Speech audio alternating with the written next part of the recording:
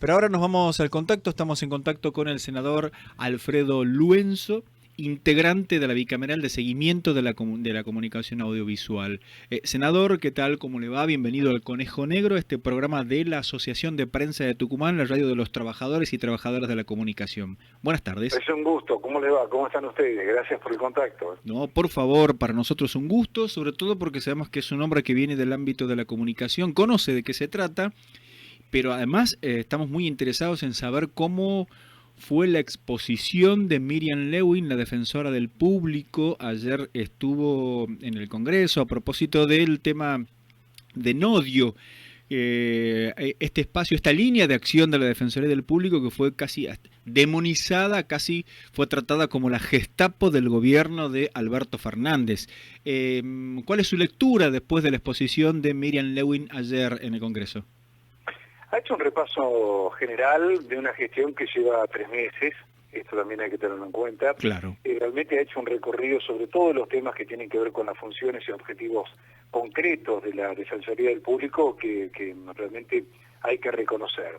También hay algunos datos que ha aportado que son interesantes, que en algún momento creo que tenemos que profundizar: el empobrecimiento de la tarea periodística en el marco de la pandemia, las consecuencias que ha tenido la situación económica y social. Bueno, varios temas que no solamente apuntaron a explicar de qué se trata esta iniciativa que se puso en marcha hace 15 días atrás y que es un observatorio, que es ni más ni menos que la tarea que ya en el campo analógico viene desarrollando la Defensoría desde su creación hace 11 años atrás.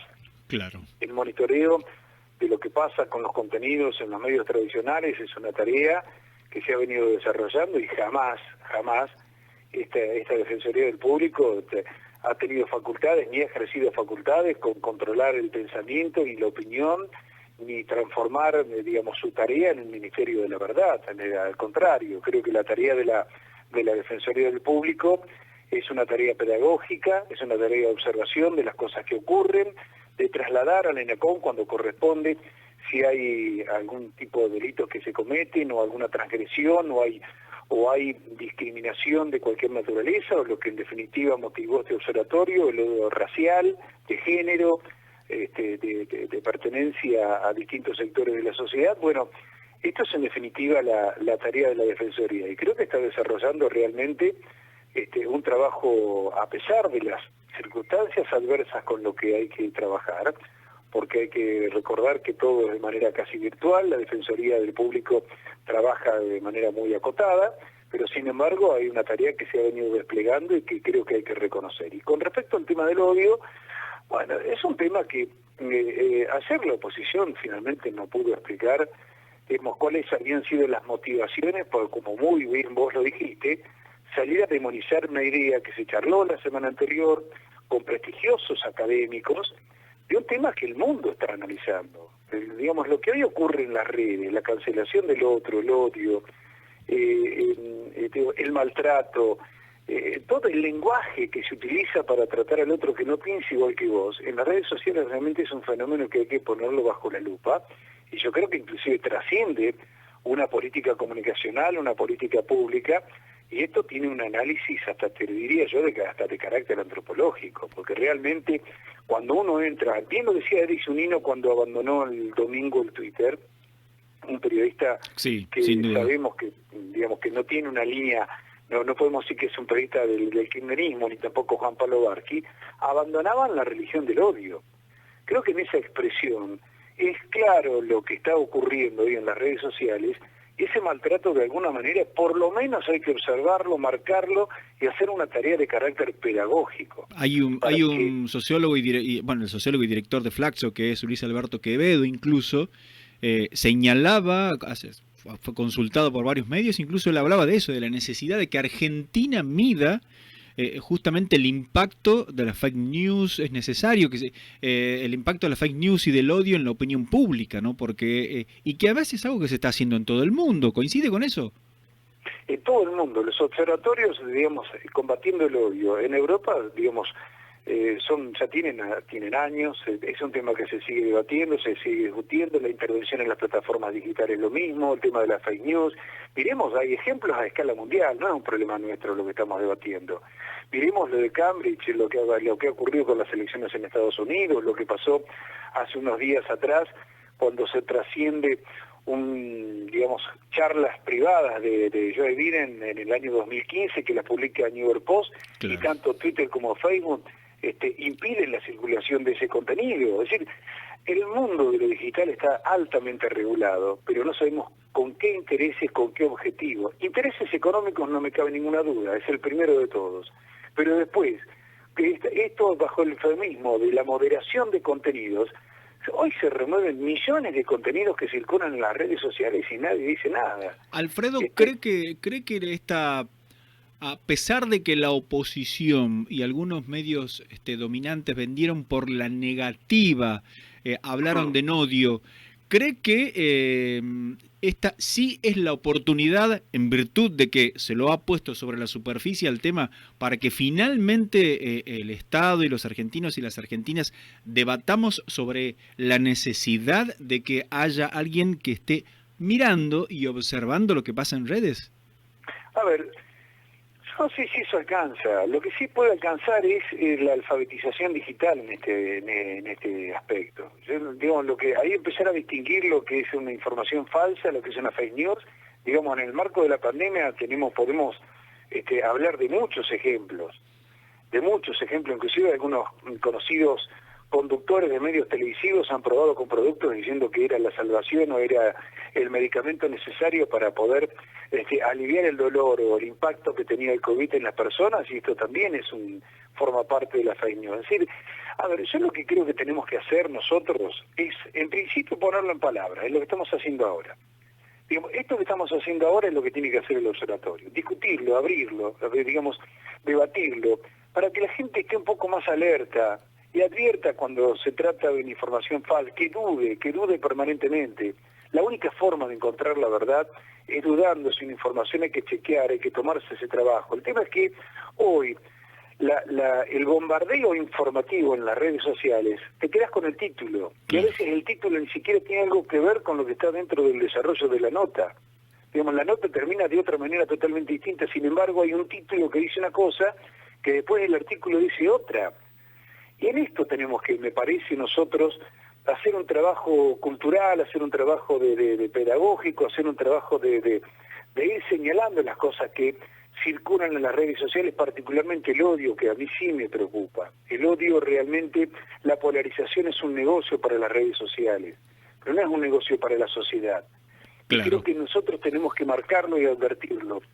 ¿Cree que hubo algún tipo de finalidad, no sé si política, pero sí por lo menos de enturbiar el debate público cuando algunos medios dieron a conocer no odio, pero insisto con esto, porque me parece que fue casi extremo, pero faltaba que lo dijeran, que no odio iba a ser la Gestapo del actual gobierno nacional? ¿Cree que hubo alguna intencionalidad, por lo menos, insisto, para enturbiar el debate público?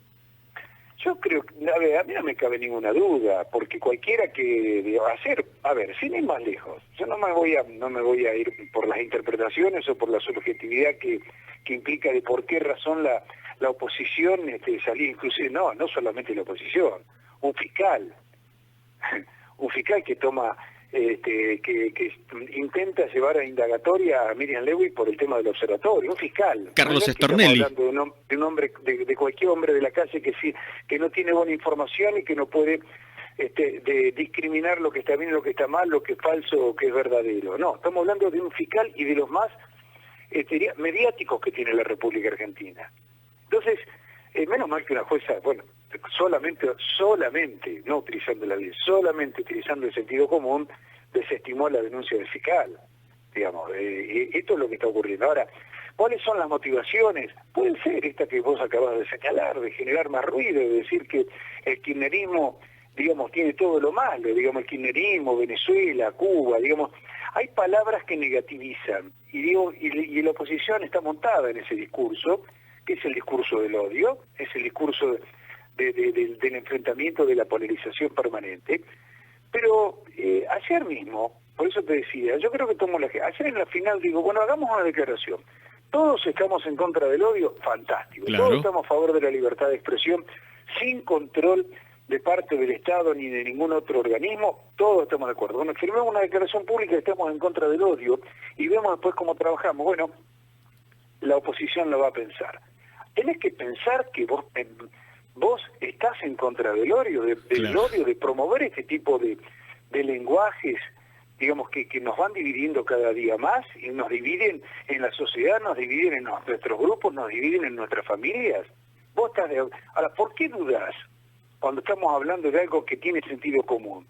De algo que me parece que sería realmente constructivo y donde podemos ver que la oposición y el oficialismo, todas las voces que hoy están representadas en el ámbito del Parlamento, están en contra de esta cultura del odio. ¿Por qué no lo firmás? ¿O por qué decís que en realidad, bueno, se va a analizar? Porque evidentemente algún negocio te reditúa el odio. Claro. Explotar el odio, evidentemente a vos te da alguna ganancia. Digamos, te sirve, de algún modo te sirve promover ese tipo de discursos. ¿Por qué si no te negás a firmar una declaración pública de que todos estamos en contra de esto? Y que el observatorio, en definitiva, está en una defensoría que además controla su política, un órgano parlamentario, no es un órgano criminalista, es un órgano parlamentario donde están todas las voces que tiene el Congreso Nacional. Esto significa todos los pensamientos que hoy viven y conviven en la vida democrática. ¿Por qué razón te opones? ¿O por qué no tenés un argumento? Porque yo no escuché a la oposición después en el día de ayer señalar algo o ratificar algo de todas las sospechas que venía sosteniendo alrededor de este observatorio. Para nada, se llamaron a silencio. Mirá A silencio. Bueno, ¿qué significa esto? Bueno, que por lo menos digan, miren, la verdad que nos equivocamos. Porque arrancó Karina Banfi, la diputada Karina Banfi, diciendo que era una pésima idea, que lo primero que tenía que hacer era retirar la idea. ¿Retirar la idea de combatir el odio? ¡Apa! Claro. Entonces, evidentemente, te sentís cómoda en ese tipo de lenguaje, en ese tipo de clima que hoy tienen las redes sociales. Claro. Bien. Cuando vos los confrontás con el sentido sin ir demasiado, digamos, sin demasiado elevarnos intelectualmente, pero cuando vos los confrontás con el sentido común, solamente con esto, no tienen argumentos. Tal cual. Suele suceder. Senador, hoy hemos visto que en sus redes sociales usted, para ir cerrando, está saludando a la querida ciudad de Trelew. ¿Por qué? 134 años de la ciudad de Trelew. Digamos, es una de las primeras ciudades que se fundaron en la Patagonia Argentina. Hay ahí una corriente galesa extraordinaria, son de las tantas corrientes que hicieron grande a la Argentina, ¿no? Del mismo modo que los galeses lo hicieron en Trelew, los bóeres, los sudafricanos lo hicieron en Comodoro Rivadavia. Claro. Bueno, creo que hay que reivindicar y saludar a la ciudad a la que uno también se debe, ¿no? Que es una de las ciudades más importantes que tiene mi provincia. Senador, muchísimas gracias por su tiempo y por poner negro sobre blanco, ¿no? Lo que sucedió ayer en el Congreso de la Nación, que insisto, es interesante lo que usted ha dicho, esto de que después de la exposición de ayer de Miriam Lewin en el Congreso, ningún referente político de la oposición continuó hablando de odio. Sí, bueno, pero digamos, esto lo que hay que hacer, es que hay que poner las cosas sobre la mesa y discutirlas abiertamente, y la forma que tenemos de neutralizar ese tipo de cosas es esto, es charlarlo, ponerlo en palabras, como decía Freud, que es lo que nos va a curar. Muchas gracias nuevamente por su tiempo. A ustedes, un gran abrazo. Hasta luego. Nos estuvimos en contacto con el senador Alfredo Luenzo. Recordemos que es senador por la provincia de Chubut, pero además es integrante de la bicameral de seguimiento de la comunicación audiovisual.